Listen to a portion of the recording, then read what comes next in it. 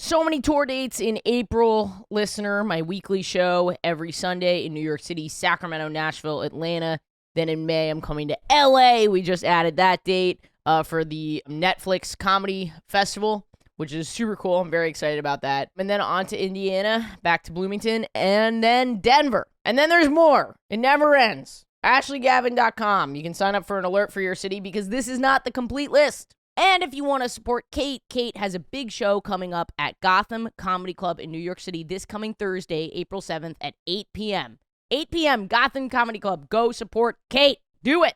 And then Patreon.com for those bonus episodes. Support me, Alex, and Kate. The whole shebang. Then today on the podcast, we have Shan Boodram. She is fantastic. She is an intimacy educator. She knows all about sex, pleasure, dating, relationships. Just truly so much fun on the episode. We get a lot into how to pleasure yourself and some tips and tricks for dating and relationships. She's really, truly a pleasure to have on. And make sure to check out her podcast called Lovers and Friends, available anywhere you listen, including wherever you're listening right now. It's a fun one, listener. If you're picking up that I'm a little loopy, you are correct, but I hope you have a great week. Listener, I know that you're a little pervert and you love sex, okay? That's why you're listening to this right now. Now, imagine the best orgasm or sex you've ever had, and then imagine that it could be even better with products that were designed to naturally enhance sexual pleasure and give you access to bigger and better orgasms, solo or with a partner. That's sex and orgasms with Foria. Who is Foria? Foria is using all natural and plant-based ingredients to intensify sexual pleasure and relieve discomfort. If you're someone who struggles with pain during sex, Foria is for you. I've tried the Foria sex oil and it made my orgasm feel much more full and powerful. It was such a great experience. I love their stuff. I am a user, listener. Better sex starts with Foria. People might not think that they need extra help in the bedroom, but will be pleasantly surprised by how much better and more pleasurable their sexual experiences are with Foria. So yes, you have my permission to try this. I fully endorse you to go ahead and treat yourself to more, deeper, fuller pleasure wherever you can find it as often as possible, and you can start with a bottle of Foria. Foria is offering a special deal for our listeners. Get 20% off your first order by visiting ForiaWellness.com/Ashley or use code Ashley at checkout. That's Foria Wellness, Foria wellness.com/Ashley for 20% off your first order.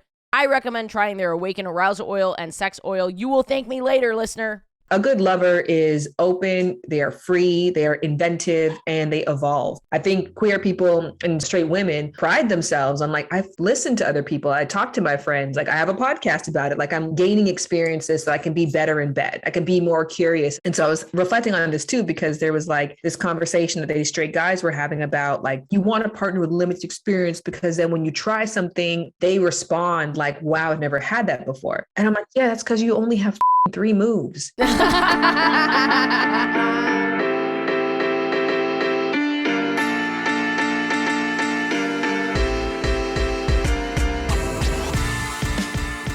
Hello, Kate. Hello, Ashley. How are you? I'm all right. I got the thumbs up from the butt doctor. Well, actually, I didn't get the thumbs up. He never gave you a thumb up. He never gave me a thumb up, but he said nothing's wrong with your butthole, but lose some weight. I guess I was just bleeding out of the ass for 2 weeks because I'm fat. Because you're fat. Did you have a hemorrhoid? So that they did a colonoscopy to check, and he was like, no, just looks good, and I lose think some that's weight. almost more terrifying that you go to the doctor, you're like, I'm bleeding out of my asshole, and he's like, well, everything's fine, you fat It is. It's terrifying. It's something has to be wrong, right? Yeah. I don't know. Shan, you've never met us. Do you want to tell us about your butthole? Yeah. I literally have had, I gave birth a year and some change ago, and I've had a hemorrhoid ever since. So yeah. I just thought bleeding while pooping is a normal part of life. And yes. So now you've inspired me to get medical care. So thank you. It was a normal part of my life, but the amount of blood was of concern. Okay. So that's why I went and got it. Wasn't a spot. It was a splash. Yes. Exactly. A poet, Shan. Well, we're in the apartment. We might be bleeding out of our assholes, and we're having gay sex. Having gay sex with a great guest today, an expert that you might know. Big Instagram following. Can I call you a sexpert? Is that a good way to? I like it. Yeah. A sexpert. We have Shan Boodram. Did I get that right? It's you. You did it. Yes, you did it. It was very, very close. It's an am rather than an but it's very close. Boodram. Boodram. I just put the emphasis on the wrong syllable. Exactly. I'm being picky here. I'm being a picky bitch. No, you are great. No. Names are so important, Yes, and I get them all wrong. And it is almost the only thing that I have to get right. Well, you guys have names that I'm sure your first names, right? Your entire life, no one's ever gotten them wrong or asked you to pronounce them again because it's like. I mean, the only time that anyone ever had trouble with my name, I'm going to just sound so annoying. I was studying abroad in Hong Kong, and they don't have ash is not a sound into the L, like the shl, like that's not a common sound. But that's really every other time people just. Well, what was their pronunciation? What did they say then if they couldn't do the ash? I'm not gonna. What this feels like a trap, Shan. You just got here. I don't know if you were just Lee. That's what I'm curious about. No, I wasn't just Lee. I mean, I had a Mandarin name. Oh, okay. I'm gonna embarrass myself. My Mandarin is so rusty, but I feel like I've been led into a trap immediately. The whole thing, Shan, is that I am constantly trying to avoid getting canceled. That's why we have Kate here. They're the cancel coach. So going out there, Kate, you should say it.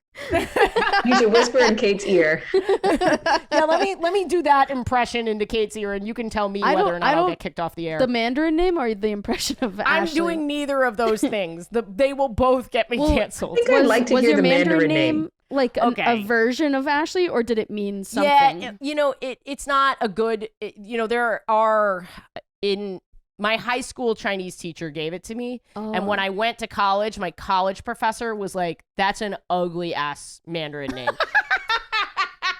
Like your high school teacher hated you. Yeah, like no one, and she was Chinese. My high school teacher. She wasn't just a white person who spoke Chinese. So it wasn't a mistake. It was not a mistake. Intentional. It was totally intentional. And it was just so, when I got to school, I wanted to keep it because I had been using that name for a couple years. Anyway. So I had a bizarre experience like that when we took a Spanish class in school. Everyone would get a Spanish name or whatever.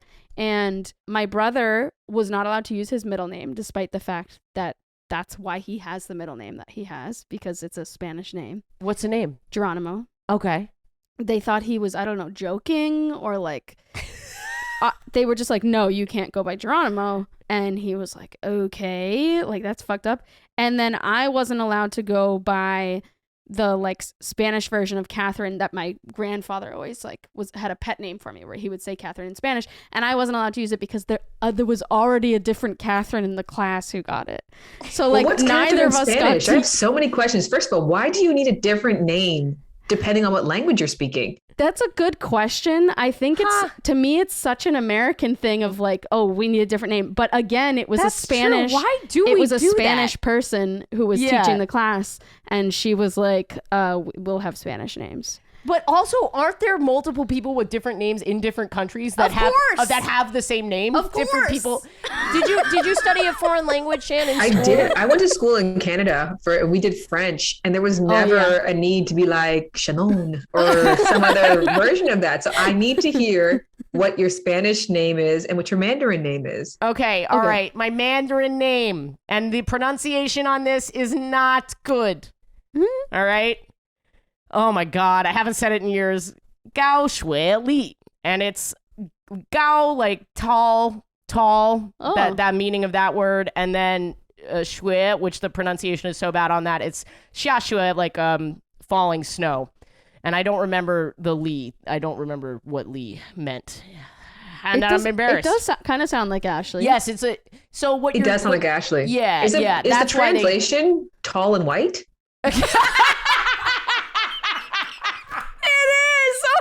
God.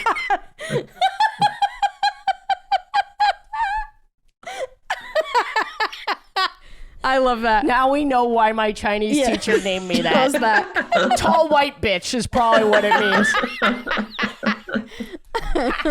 Are you tall? I'm 5'8". Thank you very much. You are tall. Yeah, there's a running gag of whether or not I'm tall on this podcast. Exactly how I am. Well, you're right in the swing of it. Things we are swing of things, Shan. Let's get to introductions, right? Yes. Oh wait, can we also get the Spanish? Yeah. My grandfather would just kind of like, as a pet name, he would be like Carolina, and he would always say that when he saw me. I guess he still does, but and they wouldn't let me do that because somebody else took the name. So I had to go by Isabel, which is just a Spanish version of my middle name, which nobody ever called me. No, it's Elizabeth, and so I don't know. Isabel's like the closest thing to it, I guess. I don't know. Yeah.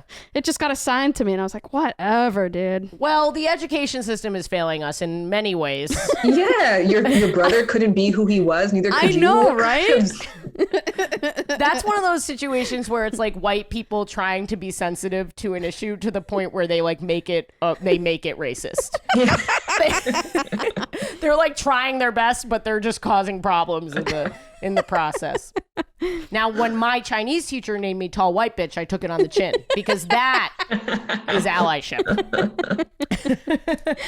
Well, Shan, tell people a little about yourself because we very rarely have experts. The thing we always joke about on the show is that we don't know what we're talking about and no one should listen to us.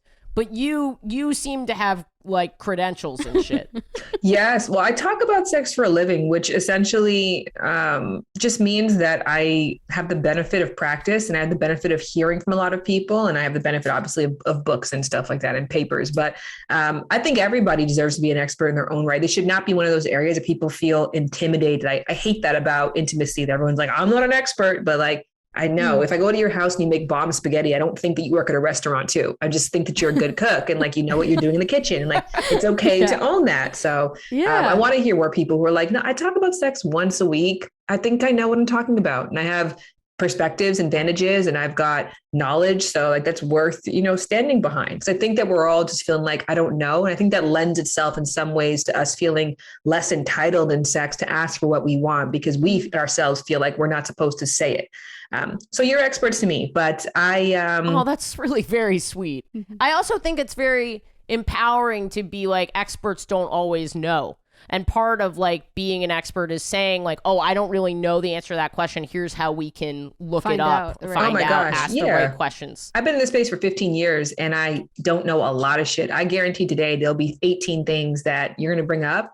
And then it always is interesting because if I go underneath the label of an expert and somebody uses a short form or a slang I don't know, and I'm like, oh, what's that? They're like, you don't know what that is? No, bitch, I don't. I'm learning every day like everybody else. So I have an educational background in psychology, in sexology, and in journalism. I'm a public-facing sex and relationship educator who's certified as a sexologist. And that's pretty much it. Well, I'm really glad that I'm glad we connected. I think I had seen your profile on Instagram a bunch of times, and there's just like a group of people where I'm like, oh, I won't be able to get.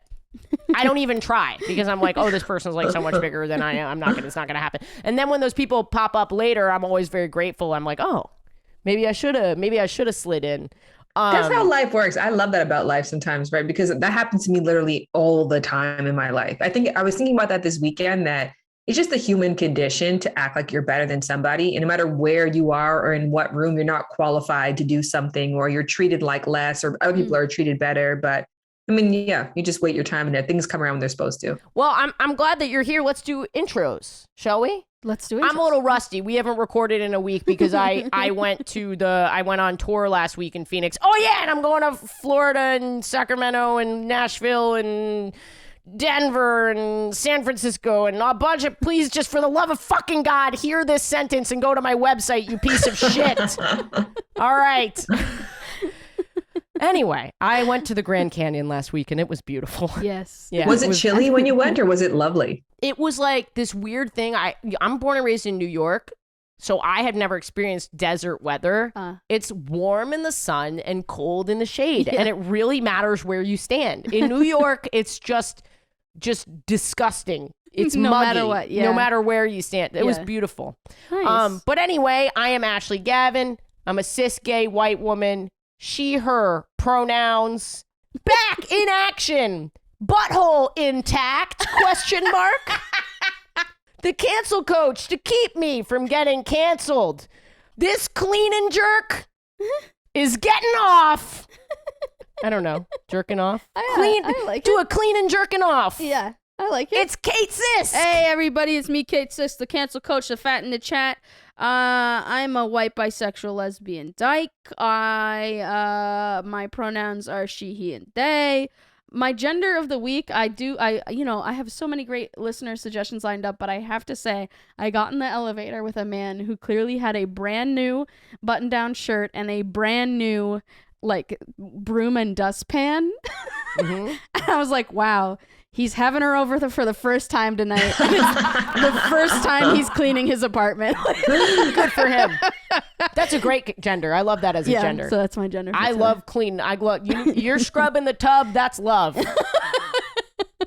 I know I'm into a girl when I am scrubbing the tub. That is hilarious. Does that mean you guys are not naturally clean people? You're clean on occasion? I keep tidy. I could clean my bathroom. That's me too. More. I'm tidy. Yeah, that's me. Yeah, I'm tidy. I'm not clean. Weirdly, I think I might be the opposite. Clean and not tidy. Like now that we have a dog, it's more difficult, but with his hair. But I feel like the surfaces and floors are like clean, but my shit is everywhere. Like clothes. Do you guys live together? Magazines and whatever. No, this is my apartment. This is the perfect living together couple, just so you know. You meet the person. Who's tidy. Babe, don't worry. I'll tidy up.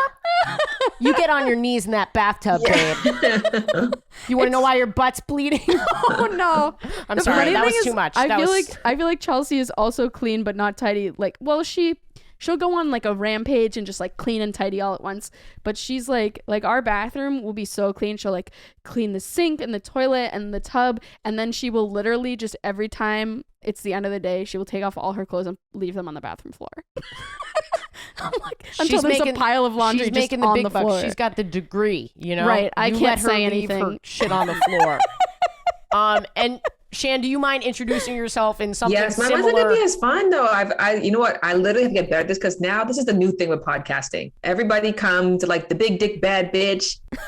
Did it and see, look, I can't even impersonate somebody doing this. This is how terrible I am at these introductions. I know. I was just about to say, what an incredibly inclusive, the big dick bad bitch. Yeah, I think the last person who I like had, they had like 50 different, what's like the thing, the monikers, the different names. Yeah, you guys got international names. International names. Yeah, tall white bitch. Tall white bitch.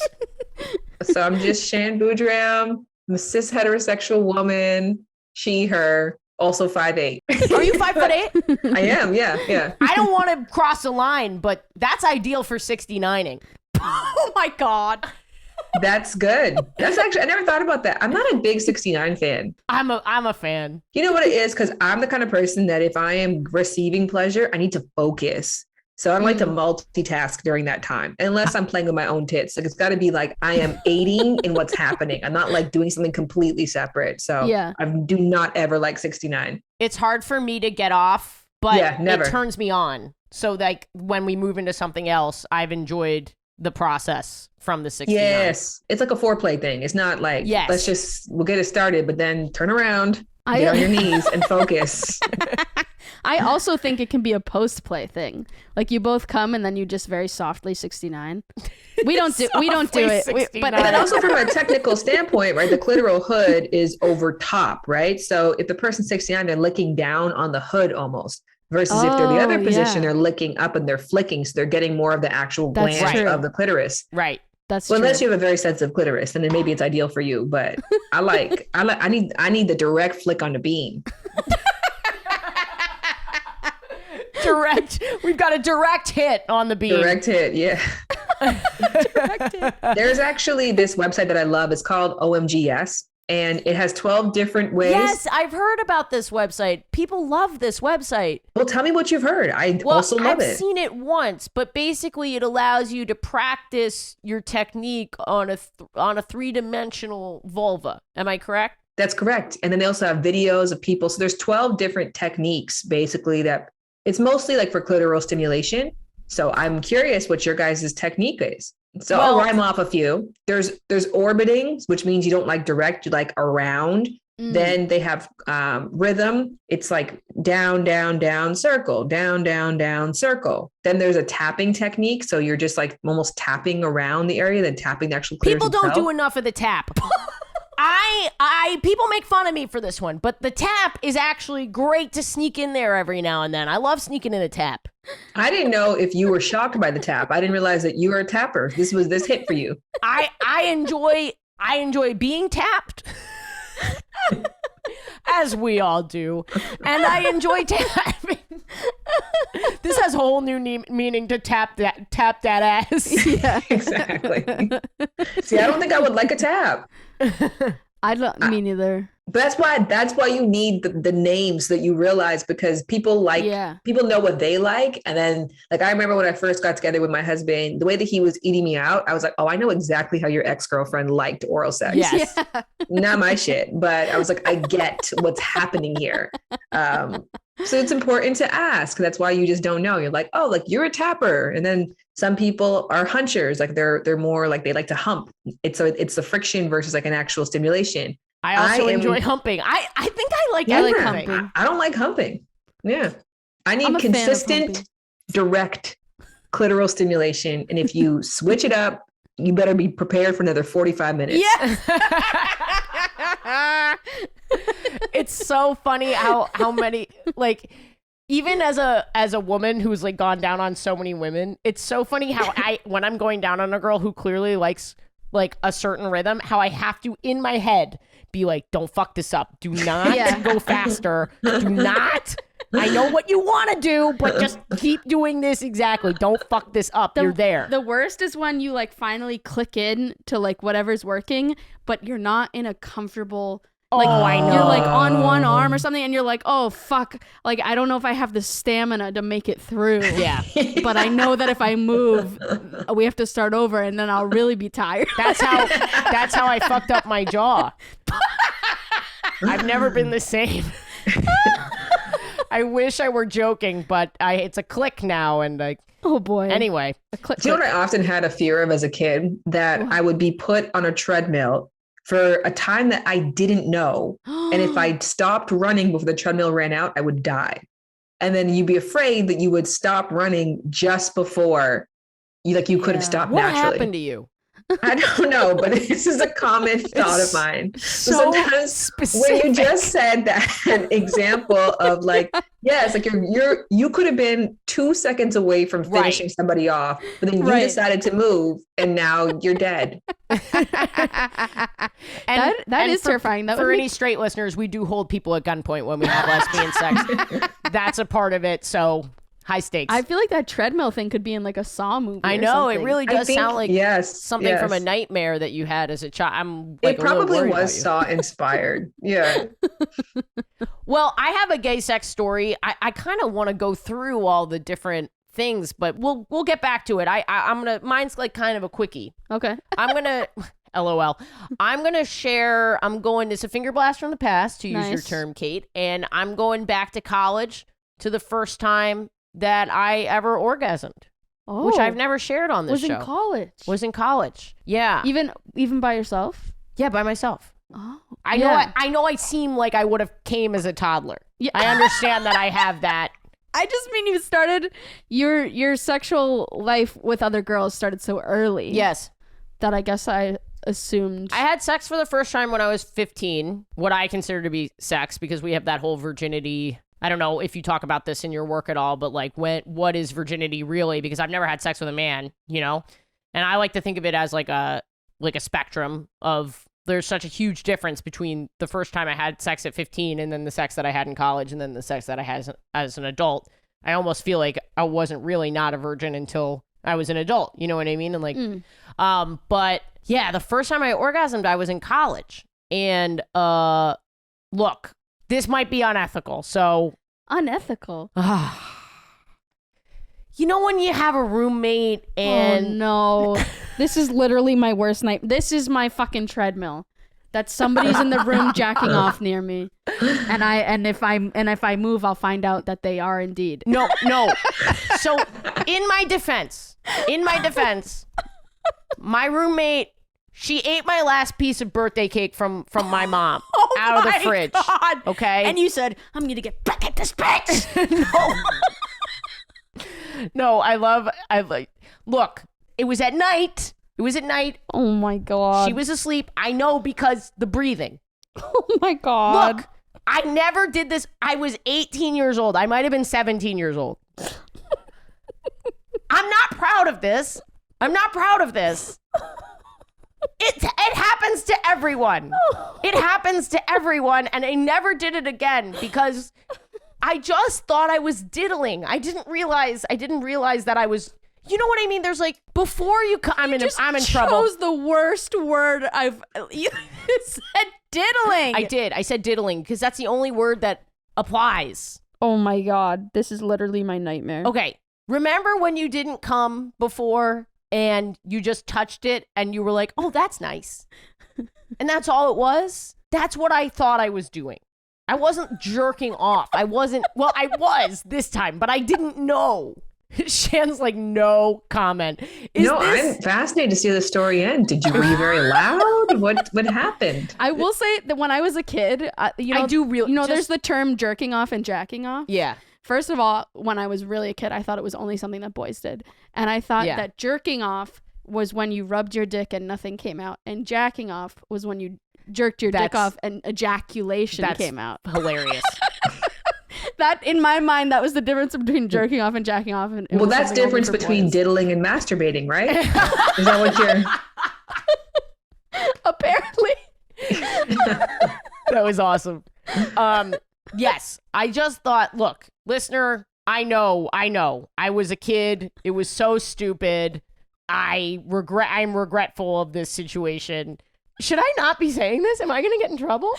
I don't know. I think this happens at college all the time, but it's my nightmare. No, I don't think so at all. It sounds to me, in summary, you masturbated in front of your roommate who had just eaten a very precious piece of food of yours. But they were asleep and you were well aware of that because of their breathing patterns.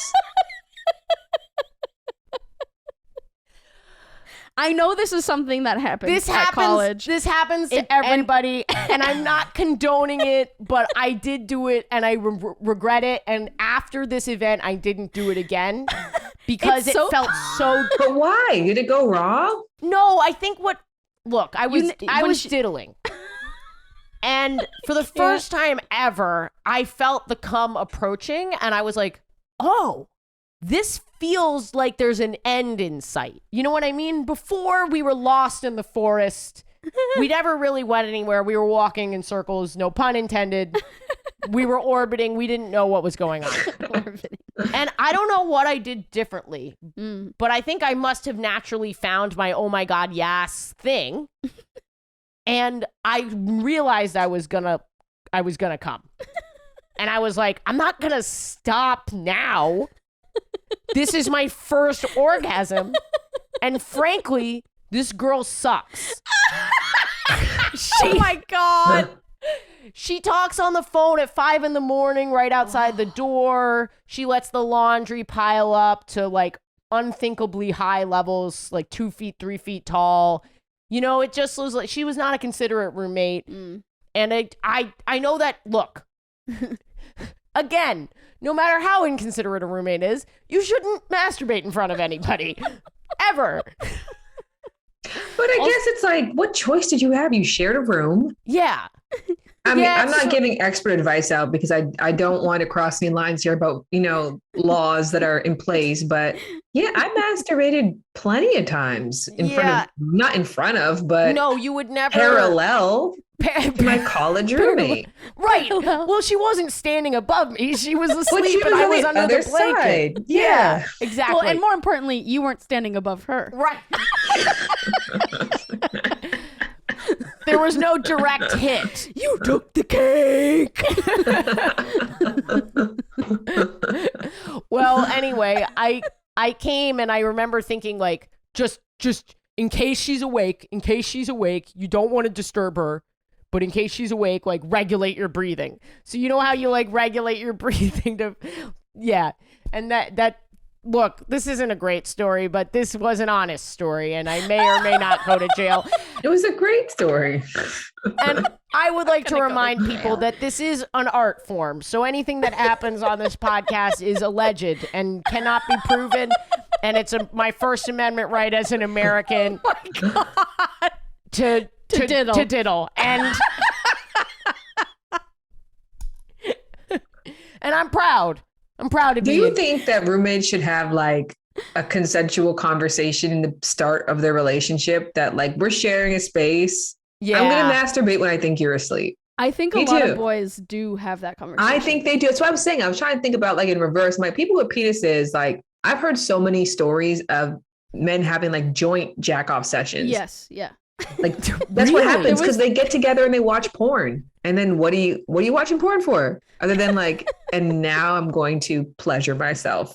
Right. Parallel to you, not making eye contact. There's no relationship, but we're both just experiencing. No, that would be gay. There was a set of roommates. I can't even remember who they were, which is for the best. But they had the conversation. They were guys, and they had the conversation, and the conversation was if the one guy had his noise canceling headphones on, the other guy was allowed to jack off. I think that's great. Which led to not nighttime situations where the kid would just be like writing an essay on his computer and the other kid would be in the other corner just being like, he's got his headphones on. Just like a midday nut. I think actually it would be such a hard conversation to start, but I do think it would be healthier if people with vulvas, you know, who are traditionally women who've been told not to talk about their sexuality. I think there's a code that if you know the other person is asleep, like I do think most people have diddled in that situation. Oh my God, you're giving me nightmares. Kate, you've probably been in the room. I do think that if the person wakes up, you have to, of course, immediately stop diddling. Well, also there's the insane situation of people who would bring people home and have full-blown sex while the other person was in the room. So that actually blows my mind. She actually did that to me. But okay, so you're even. No, because she still took the cake. So you gotta track this girl down and diddle while she's sleeping again. But no. And to be clear, listener, I didn't revenge diddle over my cake. There was no intentionality. You were just providing context. Yes, just providing context. I don't know. It seems like there was a specific set of circumstances that I think led that's to an why she was orgasm. stressed out. And why you needed to. Oh my God. All right. Well, apologies to everybody again. I was so young. I regret telling this story. Wait, so could you replicate? I did, and then I when, you know, in the future, have been able to come ever since. And with other people. And with other people. Nice. Yeah. So taught my girlfriend how to touch me like that at the time a couple months later when I met her. It was good. Nice. Anyway, that's my gay sex from this week that could lead to getting arrested. You're not going to get arrested. Listener, don't forget to support the Patreon, patreon.com/WHGS. That's how we pay Alex. He is a full-time employee of the podcast. We could not pay him on ads alone. That's how we pay Kate. And of course, me also. This is full-time work. So please consider going and donating. And in return for those donations, you get bonus episodes. You get comped tickets when I'm in your city. You get extended, unfiltered, uncut episodes, weekly access to my Zoom stream of my show in New York, and lots of other stuff. Patreon.com/WHGS. Listener, do not miss me when I'm in your city. I know you miss my TikToks and my Instagram posts, and sometimes you skip podcast episodes. I'm only in town once a year, so let me text you once a year when I'm in town. Or I can email you, ashleygavin.com. There's going to be 25 cities on this tour. Don't miss your city. And if you want to support Kate, Kate has a big show coming up at Gotham Comedy Club in New York City this coming Thursday, April 7th at 8 p.m. 8 p.m., Gotham Comedy Club. Go support Kate. Do it. Shan, did you have gay sex this week?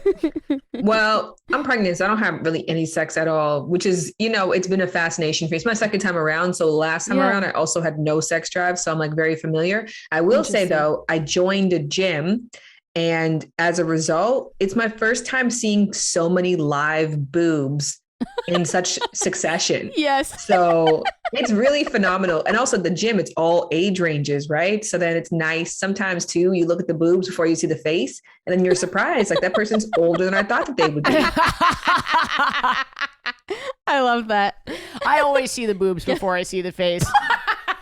I'm just kidding. I love the expression live boobs. Live boobs, yeah. Live, boobs it's around. a very big difference because when you see them on TV, they're pretty much all like somewhat similar. But Yeah. live boobs are so unique and so different and diverse, and they're pretty phenomenal. It's a really beautiful body part. You know, like some yes. people talk like the vulva is lovely, but boobs are really fucking beautiful. Boobs are nice. Yeah, they're perfect in every way.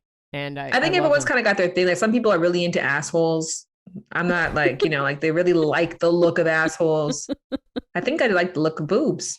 I like the look of boobs as well. I think they're also. I also respect the breast for its function as well. Like it's astonishing to me that you can make milk in there and it comes out. Oh yeah, it is really crazy. Wait, okay, so I have some like pregnancy sex questions. If you're down for that, because you were saying your sex drive is lower. I've always wondered, like, when you're pregnant, you know, your partner is going to be turned on every now and then. Are there I'm going to sound so dumb, dude. Like, are there rules about, like, because I've heard if you orgasm, it can, like, stimulate labor. Yes. Only at 37 weeks and on, though. Okay. So like really, it's only when you're full term. It's not going to do anything at like 12 weeks, unless your doctor, like if you've had bleeding or other complications or like cramping, you should tell your doctor. Like I went through a period of time last pregnancy where she was like, don't have sex and don't work out. And I was like, both of those things are on the bottom of my to-do list anyway. So thanks. And so that, but for everybody else, yeah, only 37 weeks. It's the only time because the cervix is already a little bit like looser and more relaxed and more primed. And so that's when like the agents of semen can help. Oh, it's the semen. It's not the orgasm.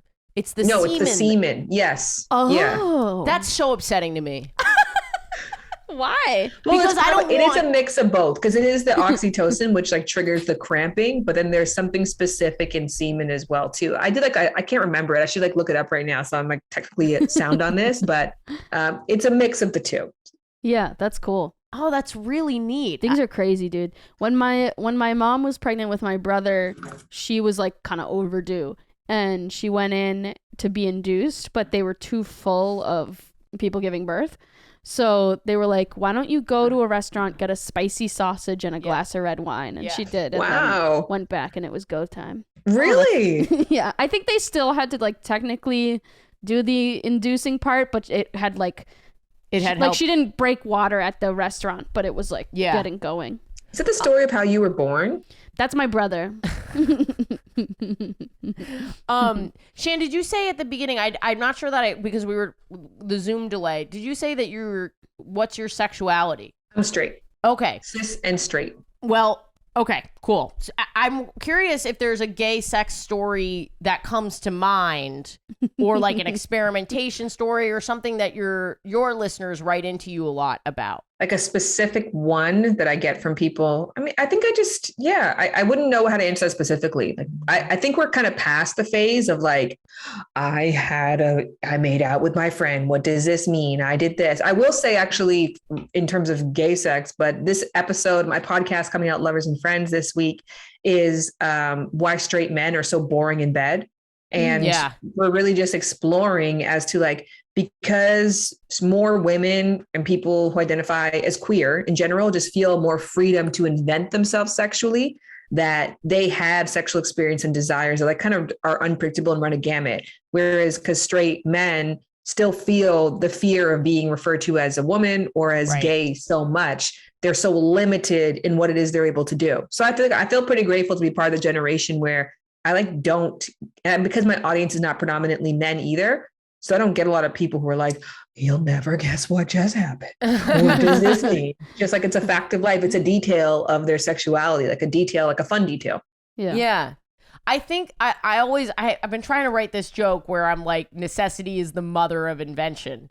You said the word invent. And I do think like queer people's sex you have more opportunity to like make up what you want to do because you don't have the script.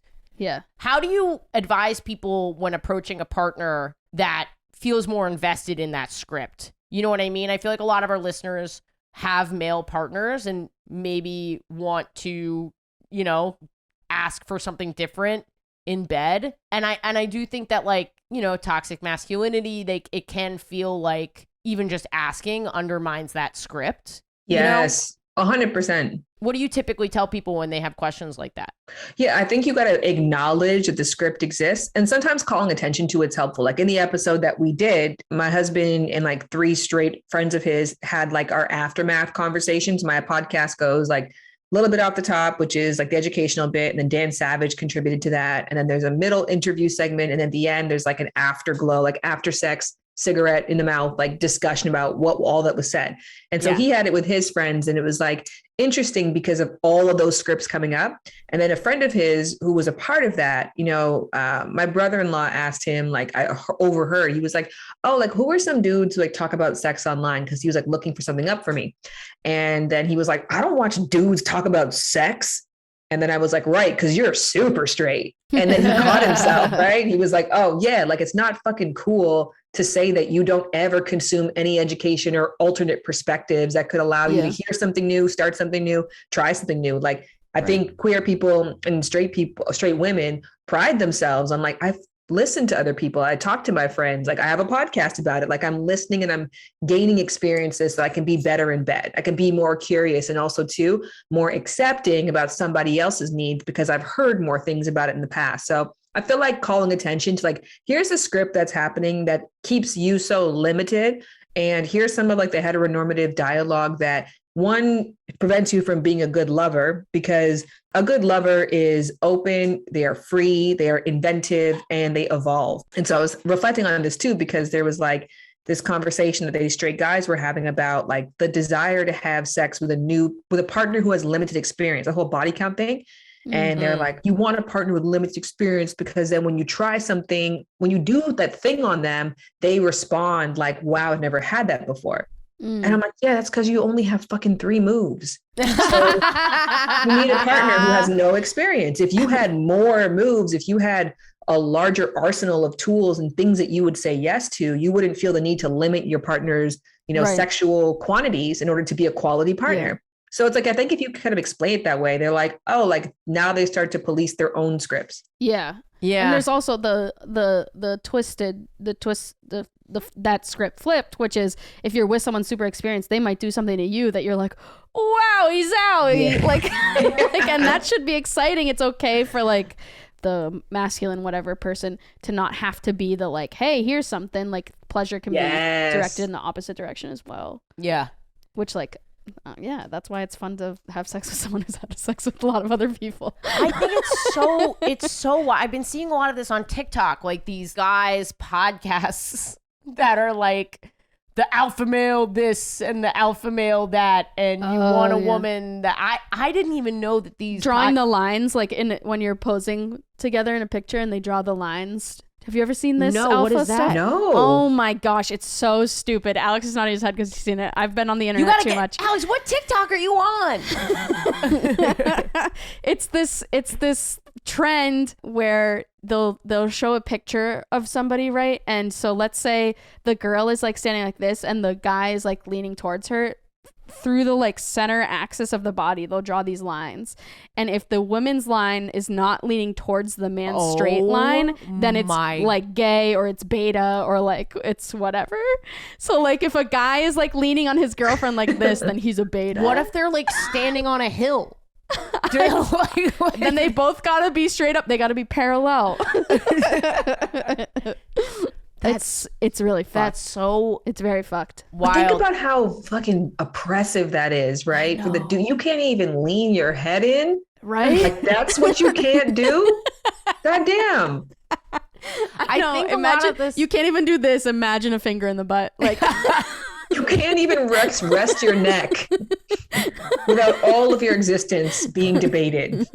I think a lot of it is in direct opposition to this new openness that we have around sex. Yes. I think it's like a pushing back against it because it's so terrifying to them. I feel like you said something about like the after talk, which I thought was really good. I find that after sex is a time where I might, if something's going on with a partner that is new and I liked it and maybe we didn't indulge in it that much, but I might say after sex, like, oh, I really enjoyed this part that was new. Could we do more of that? So it's like a positive praise thing. Yeah. As opposed to like, you're not providing me with something and kind of like breadcrumb them in. I don't know if that's like You didn't mean breadcrumbing, but yes, I did. I mean breadcrumbing. I don't know what other meaning it's that taken has. it's taken on another like dating connotation. Oh, in like a grooming Like, way? No, not in like a, just like in a, there's like ghosting, orbiting, breadcrumbing. Oh, okay. You are up on the terms. I know Kate is like really. Yes. You have I just a long spent too drive. much time on the internet. Yeah, I was just. You're really on it today. Yeah, there's so many of those. There's hardballing, there's benching. Hardballing sounds benching, yes. really uncomfortable. What is What's hardballing? Yeah, so it's this new trend, which I'm like trying to decide if it's a good thing or not. But in essence, because of the pandemic, people got really clear about what they want. So they're coming into new connections and being like, this is what I want. This is what it's going to be. Here's who I'm looking for. So they're approaching like dating, like very like intentionally, which I'm like, that's cool. But I always find it very weird to set intentions for an interaction that you have no information about. Yeah. You know what I mean? Like, how am I going to come into a date and be like, I'm looking for a boyfriend? And then it's like, I don't even know what this person's last name is. Like, Right. their allergies are. Like, there's so Right. much we have to figure out before I'm like, let's just be clear that we're on the same path. It's just like, I just got It does here. seem like there's a fine line between being on the same page and being on the same, like, being in agreement about what this is. Yeah. Yeah. Exactly. Like if you're only looking for casual sex, then maybe that should be mentioned. If the other person is like, Right, exactly. I am looking for something, but also, you might have the best night of your life and then head in opposite directions. Right, Like, exactly. If you that's kind of not like, let is there that a happen. different term than hardballing? It should be like, I don't know, parallel T-balling. Parallel T-balling. We're both going this way, but you want to hit with somebody else, that's okay. I have my own T-ball. Like, I don't know what it is, but hardballing just kind Somewhere of in sounds like I'm walking in and I'm like, this is the game we're playing. Are you down or not? It sounds Yeah. it sounds like an interview. But it is wonderful to be clear about your intentions. Like you said, Yes. Kate, like it's a Right. good thing to be like, yeah, I know who I am. I know what I want eventually. And I know why I'm engaging in this activity of meeting random new people. Right. Right. It's sort of like this thing where I think with it's almost like around boundary setting. It's like a first time boundary setter where it's like, you know what you want, but that doesn't mean that you have to adhere to like a really strict set of rules and not engage with people who aren't looking for the same thing. Like you're allowed to have casual sex while you look for your wife or your partner or whatever. Yeah. Yeah. Okay. Give us, before we go to Kate, because I know that the listeners are going to want more of this, tapping, orbiting, Oh yeah. rhythm. What's one or two more? There's surprise. Oh, Yes. it's like random. That's Yeah, it's Powerball. random. That's the lottery. That would be my literal worst nightmare. Then there's suctioning, Oh, right? And then, as we mentioned, there's something called there's layering where it's pumping. Basically, you need a barrier, like it's rubbing up against a barrier, whether it be a pillow or some blankets, or let's keep a pair of jeans on. It's about like the friction against something else. Yeah. Sometimes that's helpful. If it's too slippery while I'm trimming, I'll throw a bed sheet in there. Interesting. Yeah. Oh, tell me more. I like the slippery. I love trimming, and I'm really it's something I'm passionate about. And sometimes you're both really wet, and it's just you can't hit the spot because it's too slippery. So you need friction in there. So a pair of underwear or a sheet can really, really help. That's interesting because I feel like the slipperiness is what makes tripping awesome for me. Sometimes it's really slippery. But when I'm by myself, I can't have any slippery. It's all friction when I'm by myself. Interesting. But then in tripping, it's like, I find just for the listener who Did everyone get this one? who can't see for those of you listening and don't have the YouTube, we'll make a GIF of that.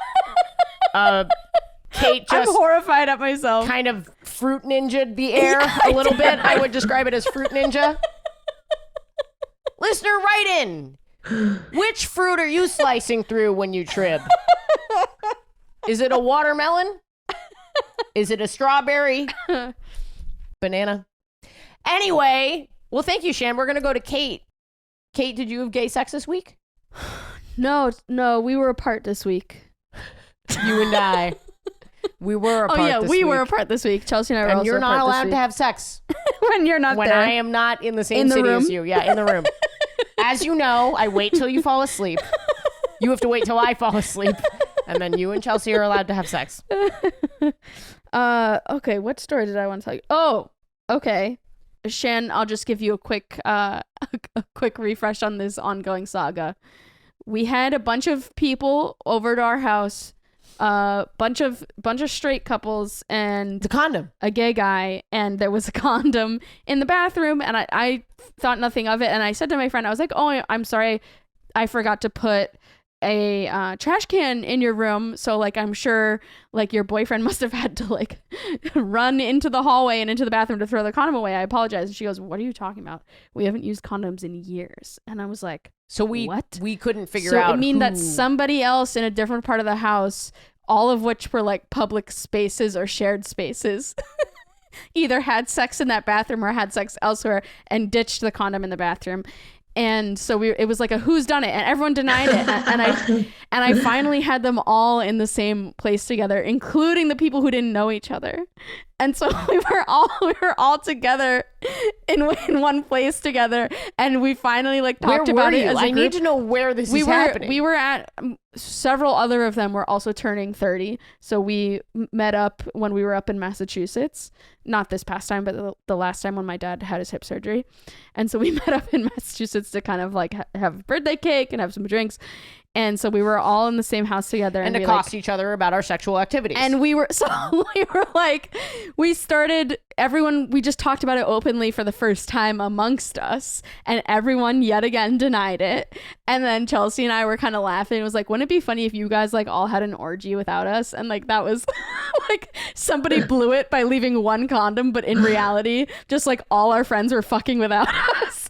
And so we were all together. They were all denying it. I kept waiting for another condom to show up. It did not happen. However, and I know he's listening, my gay friend who denied it being him left in the course of 36 hours, left for not one, but 2 different booty calls. Oh, it had to have been him. And so I think it's a little tilted in his direction. I agree. Now, the question is whether or not he wore the condom home from one of those activities, because maybe he couldn't find a trash can. Obviously, you can't whip it out on the way home. You're on the L train. You can't pull that shit out. My thing is like, so I've never used a condom, so I don't know.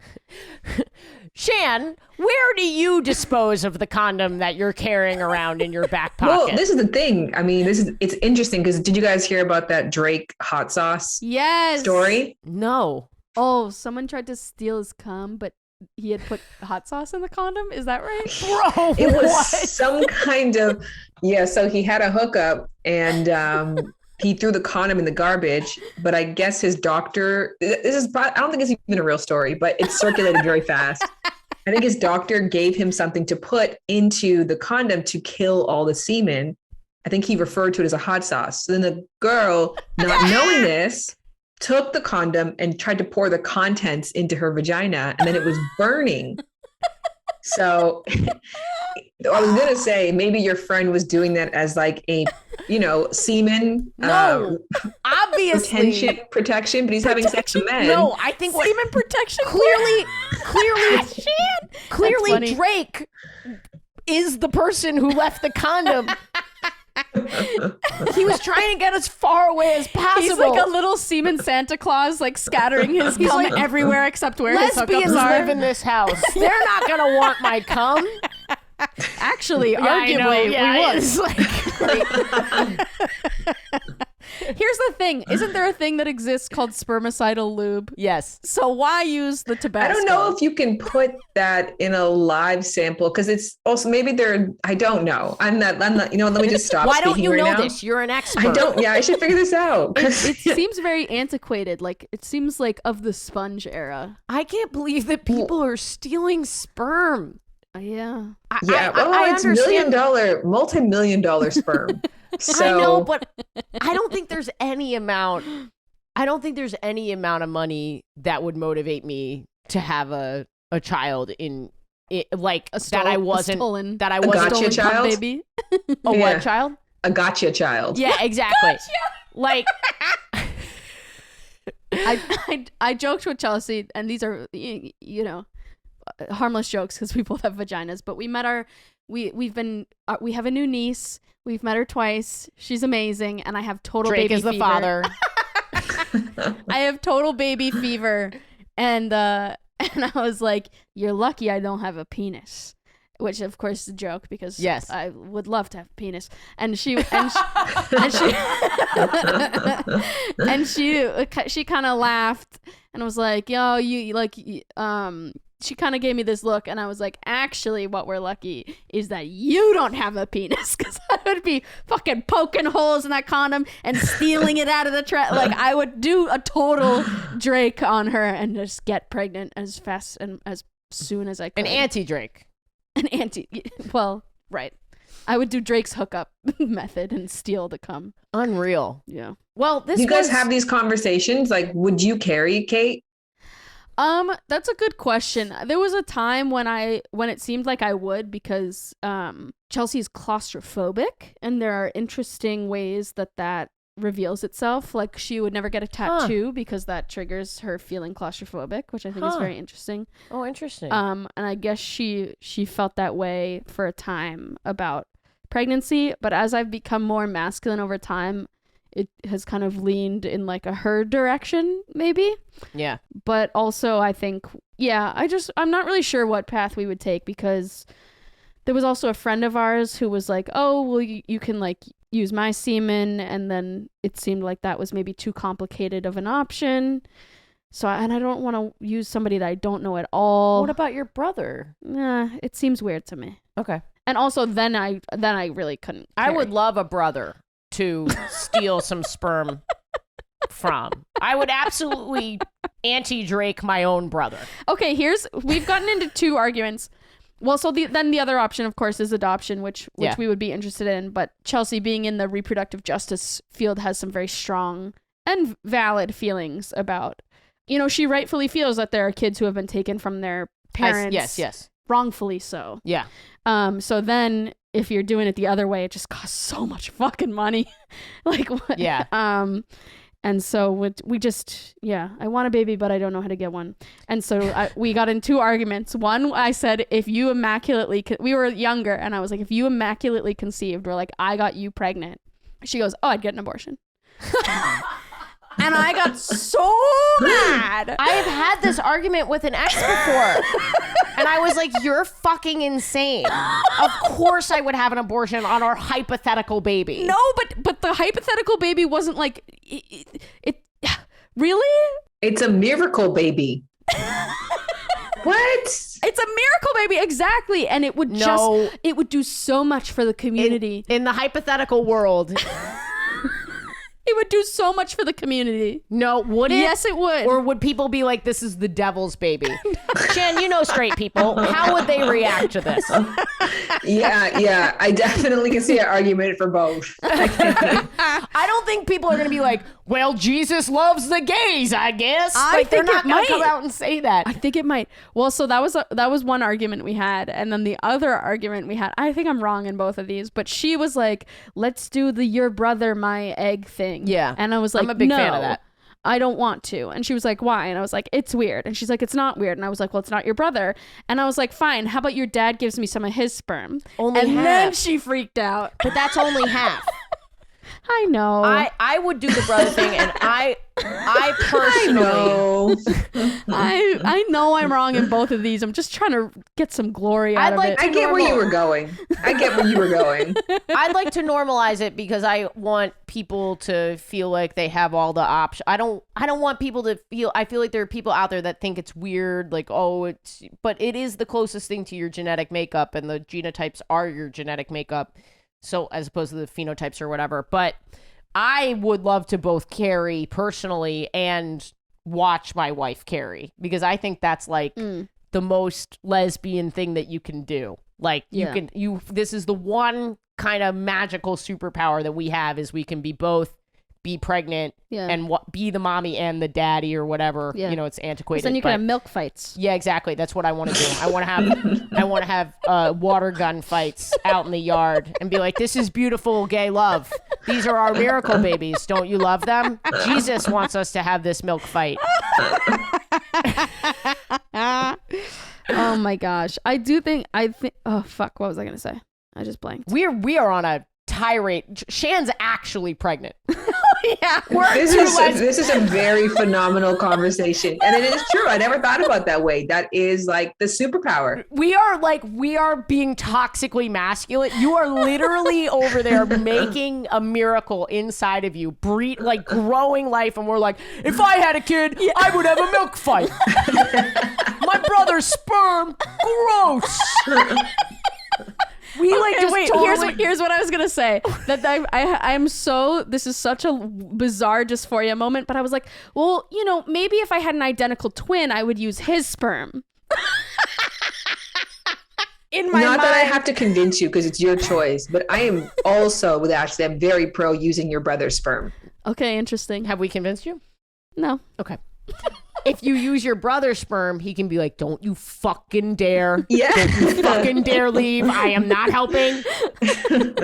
You have someone else in the family being like, don't you fucking leave. Well, that's where doing the expensive adoption. I'm financially in. I already spent 20 grand on this baby. Sunk cost fallacy. You can always walk away. The spunk cost fallacy. Sunk cost. I know, but if I use my brother's sperm, it's the spunk cost. The spunk cost fallacy. Well, Shan, we totally monopolized the pregnancy. I did want to ask you some questions about pregnancy and sex, because it's something that I just don't know much about, but I guess we're going to have you back, because we've kept you for an hour listening to us talk about the sperm we wish we had. But where can people find you? Because you're so knowledgeable and you've got lots of stuff. You've got books, you've got your podcast. Where can people find you? And that's all I care about. My podcast. This is the shit, guys. This is the joy. This is the platform that I think is just providing the best opportunities for great conversations, today being one of them. So thank you so much for having me. My podcast is called Lovers and Friends. It's a topical podcast. So it's so opposite from yours. Like, it's not a conversation at all. Like, this is what we're talking about. And if you stray, you will be asked to leave. So I'm really particular about the topic this week is. So it's a topical podcast. So you can just go and browse the titles. And we will never be on it. Your fancy. No, if we can find a topic together, this is really how it works. I have a guest, and then you come up with a specific topic that you're like, I care about this right now. So cool. I'd like a penis, which would be a great topic. We've all gone through penis envy, I'm sure. So, Hey, I think I want a penis would be the title of the episode. And then we would just build an entire episode around that concept. Yeah, that's cool. Well, that's awesome. And lovers what are your and friends? Lovers and friends. And what are your handles for people? It's Shan Booty with a D. It's a play off my last name, not my anatomy. Hashtag flat ass. I feel that one as a tall white bitch. A big old thank you to the patrons out there who get bonus episodes of this podcast a few times a month. They get comps to my show. They get the uncut episodes. Those can be as much as 45 minutes longer sometimes. So if you want that extra content, patreon.com/WHGS. Also, it just helps. I know people have this impression that ads are what fund these things, and they do. The ads are helpful, but they are nothing compared to the power of our Patreon. Patreon really keeps this thing running. The ads are really just supplemental. So patreon.com/WHGS. Please check it out. It helps so much. And let's do a little gay thought. And today I asked the folks on the Discord for their gay thoughts. So let's put a little chimes in here. Some soothing sounds of the wind and nature or something, Alex, for these gay thoughts. And our Discord is super cool. You can find the link to it on my website or in my bio link on any social media that I'm on. It's a great community. It's over 4,000 people in there, queer, like-minded folks supporting each other. It's really nice. So go check it out.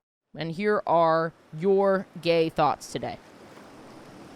All thoughts from us are gay. Forearms. Elena Joy's hands. Is my dog going to develop unhealthy attachment issues from all the stepmoms that are coming and going from his life? I can't tell if the Duolingo flirting level is so bad because it's poorly designed or because straight people are really that bad at flirting. Timothy Chalamet stealing Shane from the L Words vibe is probably why people think he's hot. Am I organically living out gay stereotypes because I'm gay? Or do I gravitate to known stereotypes to be a part of the community? When my girlfriend and I are out, we play a game of who at the party we would each have sex with the straights could never. All right, guys, I think those are it for today. Thanks for listening. I appreciate you all so much. You're the best. Have a great week.